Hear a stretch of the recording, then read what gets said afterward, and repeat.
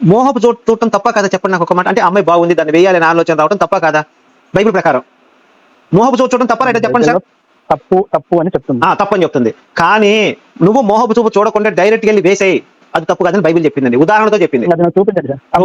Okay ఇప్పుడు యోధా ఉన్నాడు, యోధా మనసులో కోరిక కలిగింది సార్. అదే చెప్తాను ఏనండి సార్, మొత్తం చూపించడం మీరు మాట్లాడండి.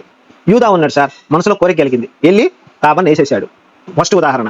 రెండో ఉదాహరణ వచ్చేసి అమ్నోను వచ్చి సొంత చెల్లెల్ని రేప్ చేశాడు, యెహోవా దేవుడు ఏమి శిక్ష చేయలేదు. అబ్షలోము సొంత పినతలతో పనుకున్నాడు, ఏమీ చేయలేదు. రూబేను తన పినతల్లితో పనుకున్నాడు, ఏమీ శిక్ష పడలేదు. లోతు కూతులతో సెక్స్ చేశాడు, లోతు కానీ తర్వాత అడుగుతున్నా, నన్ను ఫ్లో కంటిన్యూ చేయండి. నెక్స్ట్ వచ్చేసి లోతు తన ఇద్దరు కూతురు సెక్స్ చేశాడు, లోతు కానీ వాళ్ళ పిల్లలు కానీ ఏమీ శిక్ష పడలేదు. అంటే డైరెక్ట్ గా వెళ్ళి వేస్తే శిక్ష పడదు, కానీ మోహబు చూస్తే మాత్రం తప్పండి. అని చూడదు, నీకు నచ్చితే వెళ్ళి వేసేయి అని చెప్పింది బైబిల్ అండి. ఇప్పుడు నేను చెప్పిన ఉదాహరణలో ఎవరికి శిక్ష పడిందో చూపించండి నాకు. ఇప్పుడు 5 పేర్లు చెప్పా, ఈ 5 ఎవరికి శిక్ష పడిందో చెప్పండి తప్పు చేసినందుకు.